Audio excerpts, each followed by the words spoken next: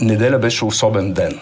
Урсула фон дер Лайен беше в Пловдив, вместо вас. Тук трябваше да има заседание на парламента, пък го нямаше заради казуса с Сребреница, който още повече се оплете, защото Главчев призна, че е имало натиск от Русия и от Сърбия. Какво мислите поред? Първо за скандала Сребреница и след това ще отидем към Урсула фон дер Лайен. Да, разбира се. Скандала с Сребреница е поредното доказателство. Поредното доказателство, че огромна част от политиците в България всъщност не работят за собствената си държава. И не работят дори по идея на други хора от собствената им държава. Те са изпълнители на чужди интереси. Разбира се, господин Главчев и неговата постъпка е абсолютно непростимо е това, което се случва, но всъщност много по-интересният въпрос е кой стои зад господин Главчев? Кой е вдигнал телефона? Кой се обадил на господин Главчев? И всъщност, кой е човекът в България? Защото не е господин Главчев. Ние си даваме сметка. Господин Главчев беше преди съвсем скоро беше председател на Сметната палата, избран като една фигура, поставена от ДПС, но прокарана през ГЕРБ официално, като противовес на управителя на Националната здравноосигурителна каса. Просто един човек, който беше избран, за да имаме човек. В един момент той стана фигура много подходяща при избора на министър-председател, точно защото е човек, който ще вдигне телефона и ще направи това, което му се каже. Той е, така да се каже, очевидно. И тук големия въпрос е, кой в България е човекът, който общува с Вучич? Кой в България е човекът, който изпълнява поръчките на Вучич? Или поне се опитва да ги изпълни? Това е риторичен въпрос или не? Ами, ние от риторични въпроси сме го докарали до тук. Разбира се, доказателства преки нямаме, но цялата история назад в годините на ГЕРБ и най-вече на Бойко Борисов, който има достатъчно снимки, посещения, забави и други топли взаимоотношения с Вучич, са едно много голямо доказателство всъщност за това, че Главчев като министър-председател, подкрепен от ГЕРБ и от ДПС и поставен там с дозволението на президента, който пък сгафи толкова много с ботаж, че в момента наистина не е точно момента да обяснява кой да бъде министър-председател и кой да не бъде. Всъщност се получи един сговор, в който господин Главчев, като един изпълнител, беше сложен там. Тук е много по-страшен и един друг въпрос. Кой в България остава да защити евроатлантическите ценности, ако политическите сили, които веят евроатлантизма и ходят и посрещат и представителите на НАТО и ходят да се снимат с Урсула фон дер Лайен и всъщност изобилстват от фото си, всъщност произвеждат подобни скандали, защото на нас ни е ясно, че няма как да не идва от Бойко Борисов тази... Много интересна цялата тази история, мълчанието на Пеевски и на ДПС. Защото ние говорихме тези дни, в крайна сметка, жертвите на Той каза само, че България няма да бъде отклонена от пътя, от някакви хора, които говорите за мюсюлманска... Да, значи тази реакция на Делян Пеевски беше първата по повод думите на Радев, които са друга тема. Но до този момент Делян Пеевски и ДПС не коментират казуса с геноцида на мюсюлманите в Сребреница. Така че това е също един... Да, това е изключително скандален момент и то всъщност... Защо е скандален? Поради проста причина, че всъщност този казус има не просто елемент на национално предателство, защото можем да го наречем точно по този начин. Ти да се обърнеш срещу позицията на България 30 години, която е защитавала, независимо от политическата реалност в него и едновременно с това и да се обърнеш срещу това, къде България изобщо се е позиционирала в този тежък момент за света и за Европа, но това е изключително безчовечна постъпка. Нали, вие си давате сметка какво означава ние да изпратиме това послание на нашите... И въпреки това Урсула фон дер Лайен получи с усмивка букет от Бойко Борисов в Пловдив. Ами Урсула фон дер Лайен не е в положение да не получи букет от господин Бойко Борисов. Урсула фон дер Лайен се бори за своето място.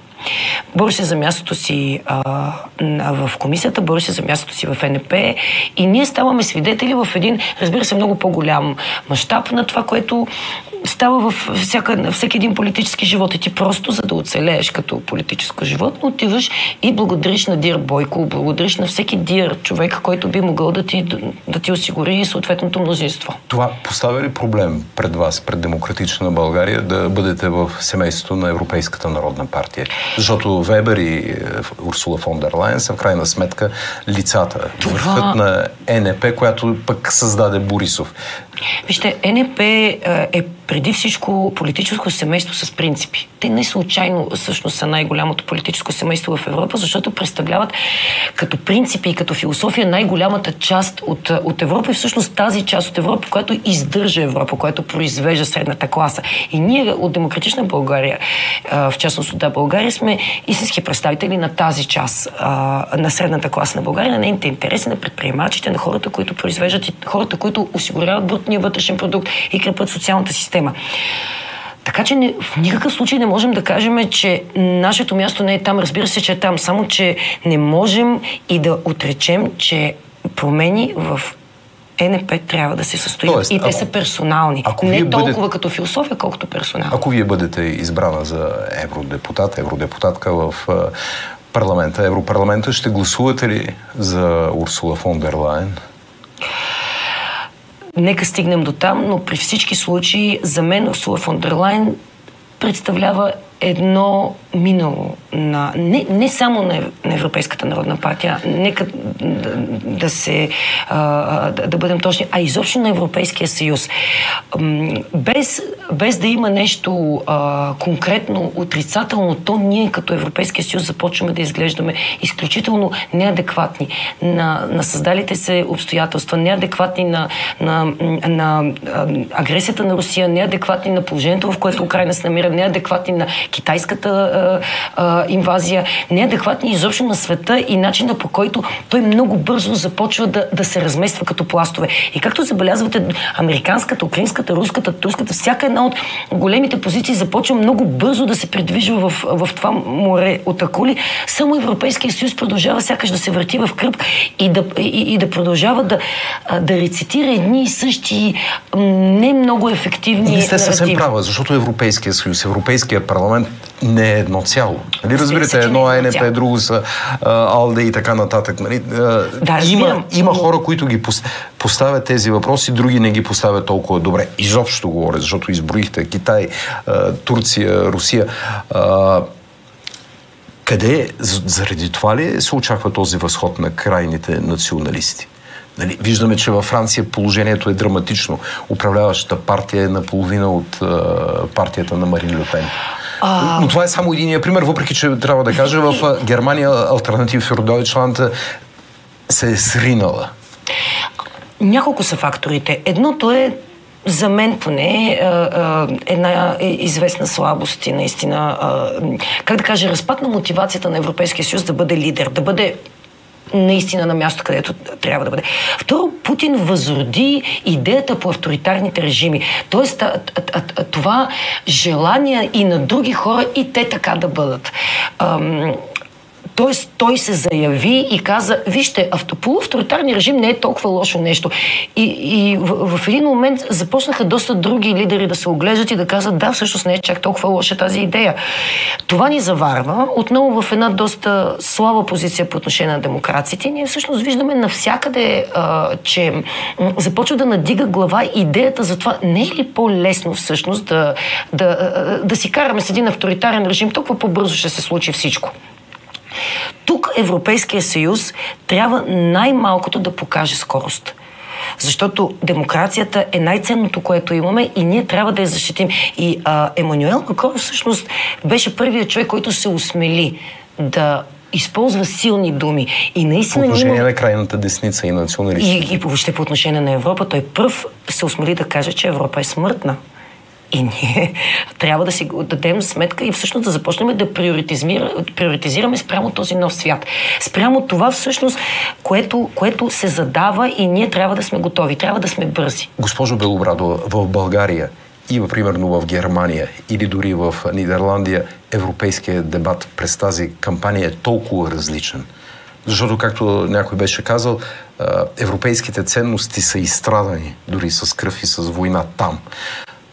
Как превеждате това на българските гласоподаватели в Западна Европа, от тези държави, които изброих? Те са изстрадали европейските ценности с кръвта от Първата и Втората световна война. Okay. В България европейските ценности какво представляват? Аз бих казала, че на последните официални събития, на които присъствах в рамките организирани от европейски институции и тинк-танкове, всъщност останах с обратното впечатление. Към сегашната дата хората, които наистина проявяват най-много здрав разум, най-много разбиране за това какво се случва, всъщност са представителите на бившите социалистически държави, които са сега членки на Европейския съюз. На войната на Европейския съюз. Защото всъщност заплахата, която в момента се надига, ако има някои държави, които са истински изстрадали от това, което идва насам, това сме ние. И на много от тези събития ние естествено се събираме. Колегите от Румъния, колегите от Естония, когато е по-голямо събитието Литва. А не ви ли притеснява надигането точно на тази пропутинска националистическа вълна? Путин просто показа, че това е възможно да се случи. Наша е ролята, всъщност на тези, които сме изстрадали Съветския съюз като режим, да можем да защитим и да предотвратим това да се случи на Европа. На микроравнище, като микропроблеми, нали, защото видяхте как беше банализиран в България европейския дебат с кривата краставица. Как обяснявате на хората залога на изборите за Европарламент, на бъдещето, освен с еврозоната? Всъщност, в моите приоритети в момента дори признавам си, не закачаме еврозоната като една полза, защото за мен защитата на Европа всъщност е абсолютен приоритет. И всичко, което проистича от нея, а именно реформиране на Европейския съюз, за взимане на по-бързи решения, отпадане на част от решенията на възможност за вето в рамките от една страна. Вие видяхте какво се случи. Унгария наложи вето върху едни 6 милиарда, които трябваше да бъдат разплатени на държавите, които помагат на Украйна. И това е изцяло хем финансов, хем истински политически акт. Доказателство, че Русия си има свое собствено прокси вътре в Европейския съюз. Май не е едно. Но, да кажем, най-силното в момента. И ние много ясно трябва да покажем, че Европейския съюз, силата на Европа и бързината на Европа и нейното позициониране като лидер трябва да ни е абсолютен приоритет, защото след него идват всички останали Кои, теми. например, следващите са останалите? Зелената сделка е подобна тема, която едновременно е изключително важна тема за Европейския съюз. Тя е сред тоталните приоритети на Европейския съюз, но и едновременно с това всички вериги по доставки на слънчеви панели, на перки, вече са изцяло завзети. А от социалните теми, защото знам и така завършваме, социалната тема ви е близка.